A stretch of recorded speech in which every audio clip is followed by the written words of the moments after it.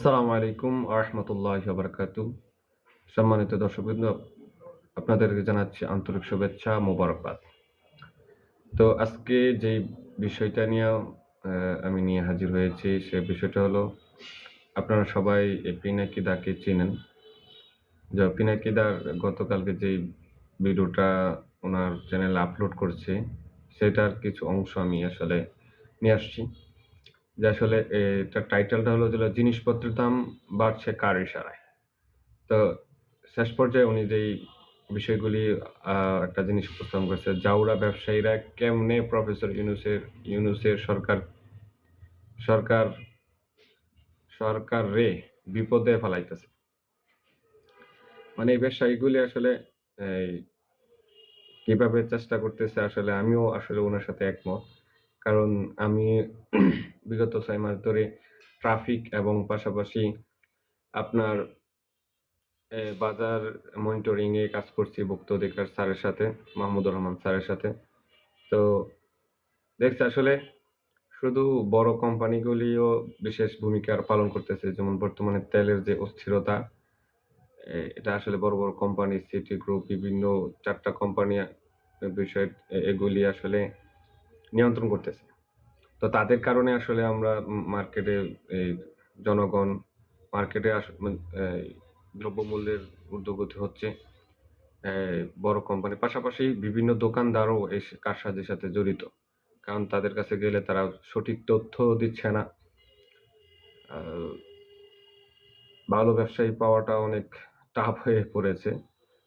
তো সবাই শুধু লাভের চিন্তা করে কিন্তু জনগণের সেবার চিন্তা করে না। তো আসলে আমরা দেখি যে আসলে কোন জায়গায় আসলে তারা যে কি করে, ব্যবসায়ীরা কি করে ওটা পিনাকিদা সুন্দরভাবে তথ্য-উপত্য দিয়ে উপস্থাপন করেছেন। আসুন আমরা উনার ভিডিওটা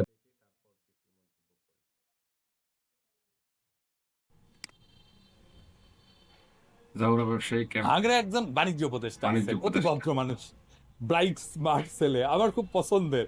হ্যাঁ, বাজারে পণ্যের মূল্য স্থিতিশীল রাখার জন্য দারুণ দারুণ কাজ করতেছে। আপনারা সাপোর্ট করবেন তারে। অবশ্যই খুব আমরা সাপোর্ট ইফেক্টিভ করব। সিস্টেম সে ইমপ্লিমেন্ট করতেছে।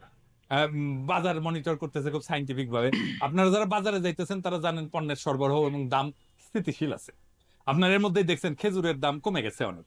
জিন্দেগি দেখছেন একবার দাম বাড়লে সে দাম আবার কমে, দেখেন তাও কমিছে। তবে বাজারে সব পণ্য, কিন্তু কোন পণ্যটা নাই? তেল নাই, তেল, সোয়াবিন তেল নাই। তেলটা কেন নাই বর্তমানে জানেন? আসলে এইখানেই বাংলাদেশের বড় লোকদের জাউরম। সোয়াবিন তেলের বাজার পরিপূর্ণভাবে নিয়ন্ত্রণ করে কয়েকটা অলিগার group: City group, S Alam group, group Abul Khair group, Bashundhara group. এই ৪ টা কোম্পানি এইখানে নতুন কেউ ঢুকতেই পারবে। কেন পারবে না, কি সিস্টেম করছে সেটা আরেকদিন আলাপ করব। এরাই অবশ্যই এই সিন্ডিকেট ভিডিওটা করে আমরা দাম, দেখব এরা ইনশাআল্লাহ। রোজার আগে সোয়াবিন তেলের দাম বাড়াইতে চায়। প্রফেসর ইউনূসের সরকার বিশেষ করে বাণিজ্য উপদেষ্টা রাজি হয় না দাম বাড়াইতে। এখন ঠিক করেছে তেল মার্কেটে ছাড়বে না, আটকে রাখতে। না ছাড়লে পাবলিক ক্ষিপ্ত হয়ে গালাইবে বাণিজ্য উপদেষ্টারে। এই চাপে সামের দাম বাড়ায় নিবে। পর্যাপ্ত তেলের কিন্তু স্টক আমদানি হয়েছে। তো স্টক করেছে কিভাবে জানেন? আর একটা মজার আলাপ। এটা আসলে আমরা অনেকেই জানতাম না আসলে এই বিষয়গুলি। এই যে দেখেন এই খবরটা, চট্টগ্রাম আমার সাগরে দেশের 250টির বেশি লাইটার জাহাজ পণ্য নিয়ে সাগরে ভাসছে। মানে কি? মানে হইতেছে যে ৩৫০ লাইটার জাহাজ সাগরে এখন প্রায় ভাসমান। 14,000-এর মতো ৩৫০ লাইটার চিন্তা জাহাজ করে দেখছেন? বিভিন্ন পণ্য, গম, ভুট্টা, চিনি, ভোজ্য তেল, ছোলা, খেজুর, ডাল, সোয়াবিন, যা যা এই সমস্ত নিয়ে বাংলাদেশের বিভিন্ন অঞ্চলে ঘাটে পরিবহন করে থাকে। কি করা উচিত আমদানিকারকরা তাদেরকে? মাদার ভেসেলে বড় জাহাজে আমদানি করে। কিন্তু ওই যে মাদার ভেসেল এইটা আমাদের সমুদ্রে ঢুকতে পারে না, এই গভীরতা কম, সেজন্য আটকে যায়। সেজন্য ওইটা দূর সমুদ্র এটা নোঙ্গর করে থাকে। তো ওই মাদার ভেসেল গুলা কুতুবদিয়া সহ চট্টগ্রাম শহরে বহিনগরে থাকে। ওইখান থেকে মাল খালাস করে ছোট ছোট ছোট ছোট ভেসেলে নেয়, নিয়ে তারপরে এটা ভিতরে আসে। তো এই যে city group, এসালম group, Abul Khair group, Bashundhara group তেল নামাইছে লাইটার জাহাজগুলোতে, কিন্তু খালাস না কইরা গত 1 মাসের বেশি সময় ধরে সাগরের বিভিন্ন পয়েন্টে যেমন সন্দ্বীপ, হাতিয়া, ভাসানচর, হরিনাগার এগুলা ভাসায় রাখছে। শুধু তেল না, চিনি বোঝাইকৃত 30 থেকে 35টা লাইটার জাহাজ বাসায় রাখছে। গম বোঝাইকৃত 24 থেকে 28টা লাইটার জাহাজ বাসায় রাখছে। সয়াবিন বোঝাইকৃত 20 থেকে 22টা লাইটার জাহাজ বাসায় রাখছে।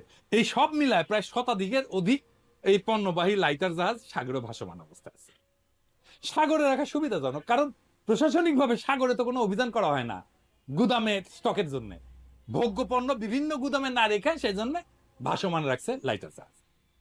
তবে অনির্দিষ্টকালের জন্য তো সাগরে ভাসা রাখতে পারবে না, খরচাকে প্রতি আছে। কিন্তু বদমাইশি দেখে ভাইজানেরা, আপনাদের বলি, শয়তানি না কইরা তেল বাজারে ছাড়েন। 2 দিন টাইম দিলাম, বাজারে 2 দিন কৃত্রিম টাইম। সংকট তৈরি করা আলগা মুনাফা কিন্তু আমি হান্দাই দিতে পারি। ইনকা ভদ্র উপদেষ্টা না হইয়া আমি যদি উপদেষ্টা হলাম, ইনি বাণিজ্য উপদেষ্টা, তাহলে দুটা কাম করলাম। নেভি নিয়ে সাগরে রেট দিতাম, নিজে দাঁড়াই থাকা লক বয়ে দেখতাম যে এটা 1 মাস ধরে তেল নিয়ে ঘুরতেছে, ঘুরতেছে। তাহলে নগদে ডুবাই দিতাম ওইটা লাইটার বেসে, বুঝছাও। ইনকা করে 10-12টা ডুবাই ঢাকা শহরে আসতাম, তারপরে নিতাম, বুঝছাও।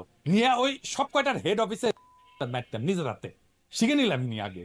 আর ওই যে গরিব ওই যে গাড়ির মিস্ত্রিরা একটা যন্ত্র আছে না, তেল দেয় এরকম গাড়ির পার্টস করে দেয় না, অশ্লীল ওটার আলোচনা মধ্যে করে, তোকে কিন্তু সয়াবিন আসলে তেল উনি ভরে একজন দিতাম। আর তোর দেশপ্রেমিক। পায়রা ফেলা তোর দেশের পিসিত জন্য। পিসিত করে তেল ঢুকাতাম।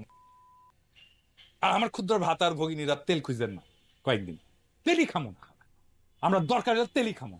দেখি তেলের দাম কেমনে বাড়ে। এবার রমজানে খেজুরের দাম কমিছে, তেলের দামও কমাবো ইনশাল্লাহ। ইনশাআল্লাহ। খালি তেল কয়েকদিন কেনা বন্ধ রাখে, এটাও আমাদের আমরা তেল বিপ্লব। কিনবো না। এই বিপ্লবে আমরা জিতবো, এই সমস্ত অলিগারদের হাত থেকে আমাদের বাজারকে মুক্ত করব। ইনকিলাব জিন্দাবাদ। জিন্দাবাদ। ইনশাআল্লাহ। ইনকিলাব জিন্দাবাদ। তো সবাই তো ভিডিওটি দেখলেন। আসলে এসব বড় বড় ব্যবসায়ীগুলি আসলে আমাদেরকে জিম্মি করে রাখছে। আমি প্রশাসনকে বলবো তারা যেন তাদেরকে আইনের আওতায় আনে।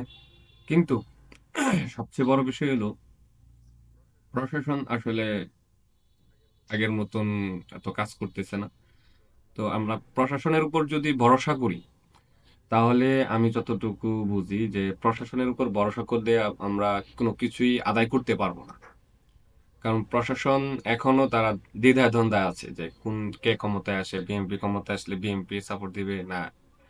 আহ, আর মানে বিভিন্ন ধরনের তালবাহানায় আছে কোন দিকে যাবে। এখন দেখা যাচ্ছে কি চাঁদাবাজদের পক্ষে থাকবে না চাঁদাবাজদেরকে দৌড়বে, এটা নিয়ে তাদের কনফিউজ এখনো আছে। তো আমরা যারা সচেতন নাগরিক আছি, যারা ছাত্ররা যারা আন্দোলন করেছে এবং জামাত বিএনপি যারা আন্দোলন করে ফেসিবাস্টকে নামিয়েছে, আমি তাদেরকে আহ্বান জানাবো যেন এগুলি কিন্তু ফেসিবাদ, যেগুলি কোম্পানিগুলি বিভিন্ন দোকানদার বড় বড় ডিলার তারাও কিন্তু ফেসিবাদ, তারা কিন্তু বড় চাঁদাবাজ। এইগুলি চাঁদাবাজি, মূলত চাঁদাবাজি করে। আমি বিভিন্ন জায়গায় আসলে ভোক্তা অধিকার স্যারের সাথে আমি 6 মাসে অনেক কাজ করেছি, ডিম নিয়ে কাজ করেছি, নরসিংদী পুরো ডিম সেক্টরটাকে ধরার চেষ্টা করেছি, কোথায় কোথায় ঝামেলা। আমরা দেখা যাচ্ছে বড় বড় ব্যবসায়ীগুলি হলো মূল হোতা, মানে বাজার অস্থিরতা করার জন্য। তো এই বড় বড় ব্যবসায়ীগুলিকে ধরতে হবে, তারা হলো বড় চাঁদাবাজ। তারা গোপনে চাঁদাবাজি করে, মানুষকে গলায় ধরে চাঁদাবাজি করে, তারা এই জনগণকে কষ্ট দেয় আর দেশটাকে অস্থির করে। ওই এক স্বৈরাচার গেছে না, তো আরো স্বৈরাচার বাংলাদেশে আছে, এই ব্যবসায়ী নামে স্বৈরাচারটা আছে, ঠিক আছে, প্রশাসনের মধ্যে স্বৈরাচার আছে। এদেরকে আমাদেরকে ধরতে হবে। আর যদি আমরা না ধরতে পারি তাহলে কিন্তু আমাদের আবার ঘুরে ঘুরে আমাদেরকে নির্যাতিত হতে হবে, আবার আমাদের নির্যাতন আমাদের উপরে চেপে আসবে। তো আশা করি আহ, যারা রাজনীতিবিদ আছে, বিশেষ করে জামাত ইসলাম, বিএনপি এবং শিবির এবং ছাত্রদল, তাদের প্রতি আমাদের আহ্বান, যারা আপনারা আসলে কোন দলে না থেকে জনগণের যে সমস্যা, দ্রব্যমূল্য নিয়ন্ত্রণের জন্য আপনারা অভিযান পরিচালনা করুন। ভোক্তা অধিকার স্যারের সাথে স্টুডেন্টদেরকে নিয়ে ঐক্যবদ্ধ হয়ে বিভিন্ন টিম তৈরি করে আমরা আবার অভিযান পরিচালনা করি এবং বাজারটাকে স্বাভাবিক করি। এবং বড় বড় যে কোম্পানিগুলি আছে, আমরা একটা আন্দোলন তৈরি করি যে এই কোম্পানিগুলিকে যদি তারা না করে তাহলে তাদের কোম্পানি গড়িয়ে দেওয়া হবে, তাদেরকে বিভিন্নভাবে প্রেশার ক্রিয়েট করা, আন্দোলন করা। তাহলে হয়তোবা আমরা আসলে সুফল পেতে পারি। তো ভিডিওটি অবশ্যই ভালো লাগবে। আর দেখলেন তো যে আসলে তারা কিভাবে আমাদেরকে জিম্মি করে, কত চালাক। উনি তো বাল জাউরার জাউরা উক্কা দিচ্ছে, আসলে তারা এর চেয়েও খারাপ। তো সকলের সুস্থতা কামনা করে আজ ভিডিও এখানেই। ধন্যবাদ। আসসালামু আলাইকুম ওয়া রাহমাতুল্লাহি ওয়া বারাকাতুহু।